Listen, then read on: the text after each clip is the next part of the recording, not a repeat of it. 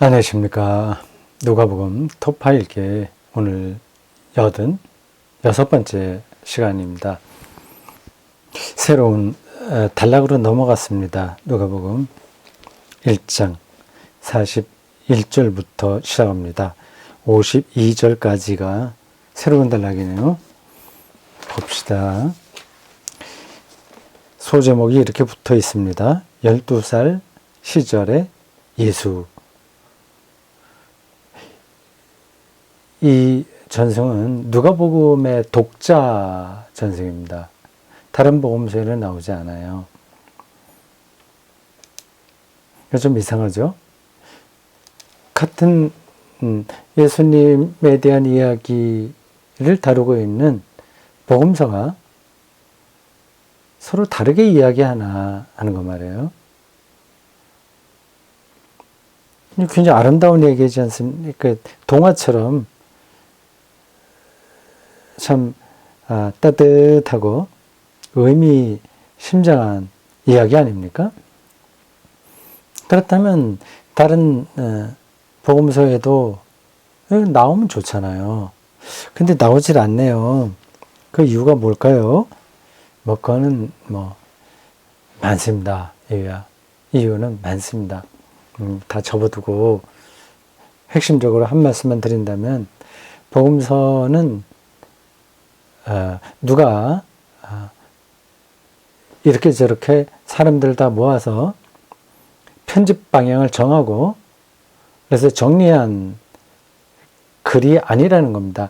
각각 다 글 쓴 이들이 다른 형편에 있었어요. 다 제각각입니다.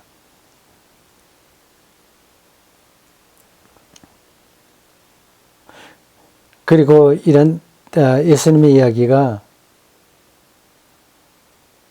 오랫동안 전승의 과정을 거쳤습니다. 일찌감치 딱 고정되지 않았어요. 그러니까 여러 지역에 있던 기독교인들이 예수님의 이야기를 구전으로 전해 오다 보니 비슷한 얘기도 있고 같은 사건이라고 하더라도 좀 다르게 표현도 되고 또 서로가 모르는 이야기도 나올 수 있고 그런 겁니다. 그런 과정을 통해서 복음서가 기록된 겁니다. 사도 바울의 편지보다 훨씬 후대에 기록됐죠. 그것도 조금 특이하긴 하죠. 순서상으로 보면 복음서가 먼저 기록되어야 되는데 마태, 마가, 누가, 요한 이렇게 나오지 않습니까? 신약성경이 앞에 나왔으면 당연히 먼저 기록되었을 거라고 생각되는데 그렇지 않습니다. 상당히 후대예요. 80년 이후입니다. 바울의 편지는 그보다 3, 40년 일찍 기록됐죠. 바울에게는 예수 사건이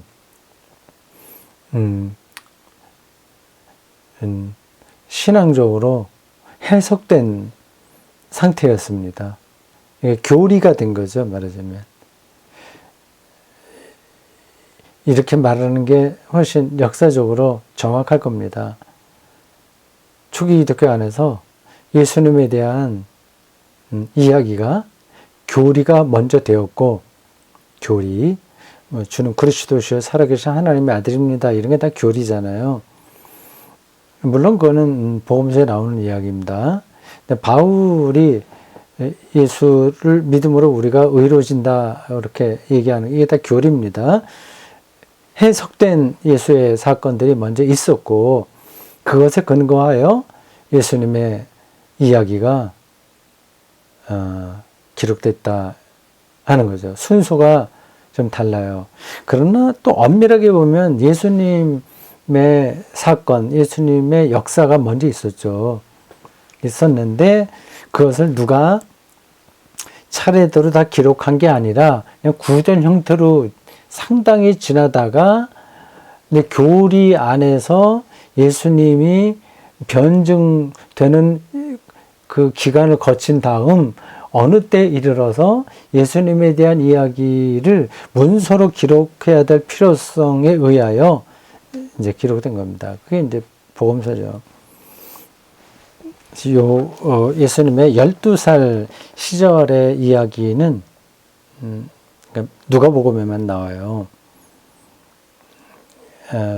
그런 점에서는 역사적 신빙성은 좀 떨어진다, 그렇게 봐도 됩니다.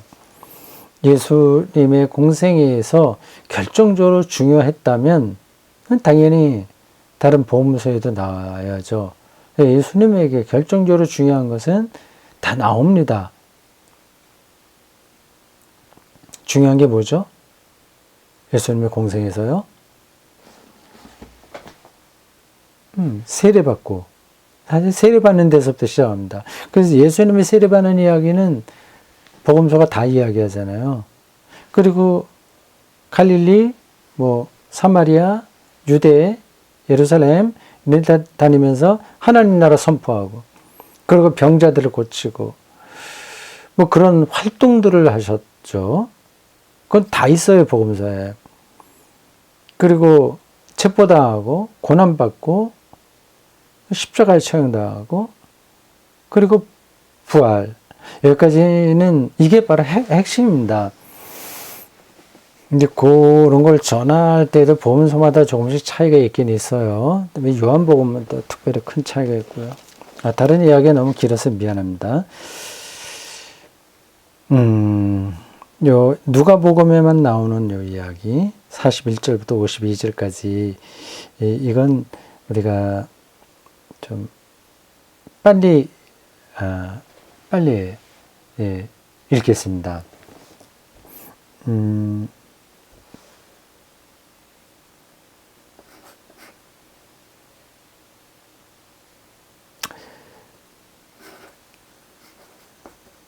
잠깐 좀 이제 메모하느라고 그랬습니다. 시간이요. 네.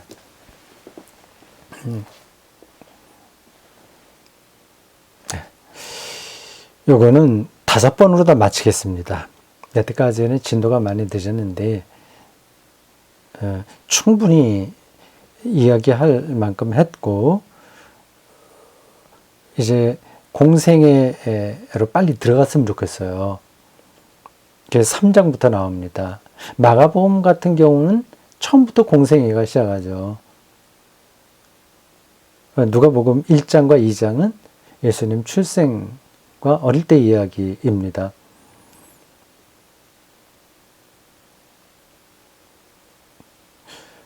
시간을 좀 많이 끌었습니다.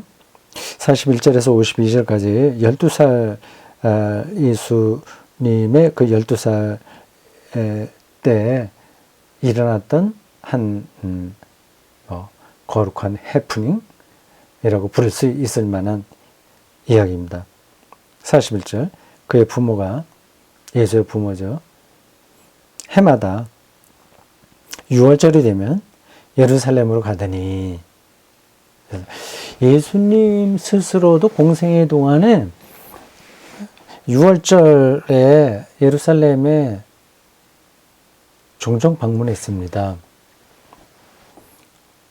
몇 번 방문했는지 그걸 우리가 지금 역사의 기록으로 찾을 수는 없습니다. 공간복음서는 몇 번 얘기하죠. 한 번 예루살렘 방문한 거로 나오죠. 100% 정확한 건 아닙니다. 제 머릿속에 그렇게 정리되어 있어요. 요한복음은 2번 방문하는 걸로 나옵니다. 아예 복음서 시작한 초창기에 한 번 가고 뒷부분에 가고요.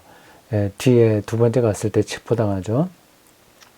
6월절을 몇 번 지켰느냐에 따라서 예수님의 공생애가 몇 년이냐 하는 계산이 나옵니다.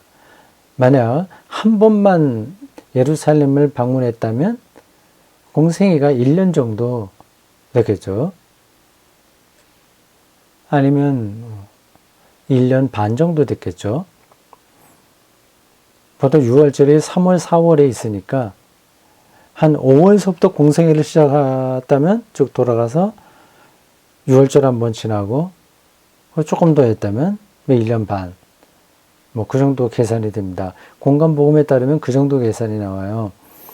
근데 요한복음은 2번 방문한 걸로 나오니까 그러면 짧아도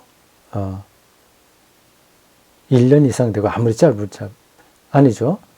뭐 6월절 바로 직전에 시작해갖고 그 다음 6월절 한 번 더 지키고 끝났다면 그럼 1년여 분이 안 되는데, 좀 길게 잡아서 3년 정도로 봅니다.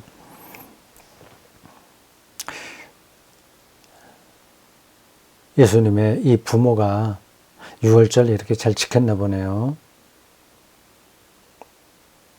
이게 쉬운 게 아닙니다.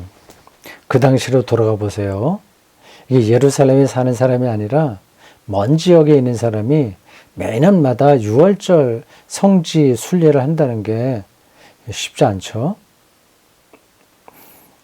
근데 마리아와 요셉은 젊은 부부였으나, 감싸 보세요. 예. 지금 예수님이 12살 됐으니까 마리아가 몇 살쯤 됐을까요? 16살에 결혼했다고 하고, 그럼 12를 더하면 28살, 30 정도 안 됐습니다. 요셉은 그보다 나이가 몇 살은 많았겠고요. 그러니까 젊은 부부죠. 그들이 이렇게 성지 순례를 꼬박꼬박 했다는 것은 아주 경건하게 살았다는 뜻이죠. 그러한 영향도 예수님이 좀 받지 않았겠습니까? 그런 장면이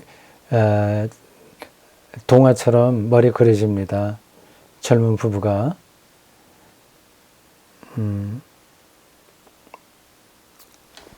보면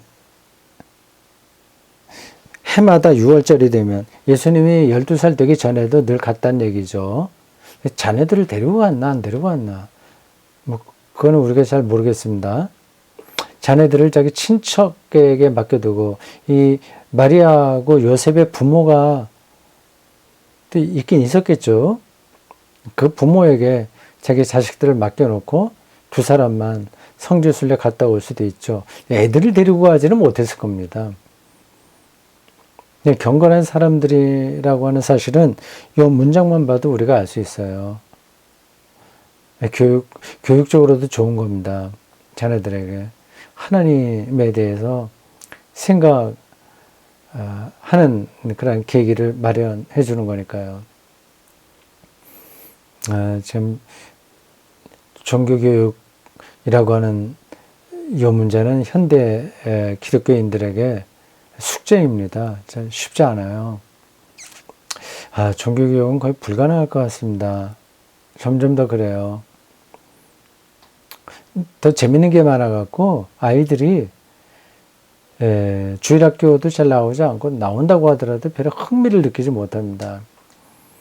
근데 유튜브나 어린이들 대상으로 하는, 하여튼 뭐 스마트폰 중심으로 학생들도 생활하기 때문에 종교교육 시키는 게 쉽지 않습니다. 되게 필요한데 안 되는 거예요. 앞으로 점점 어떻게 될지 잘 모르겠습니다. 부모가 해마다 6월절이 되면 예루살렘으로 갔다. 참 그림처럼 아름다운 장면이 에서 그려집니다. 여기까지입니다.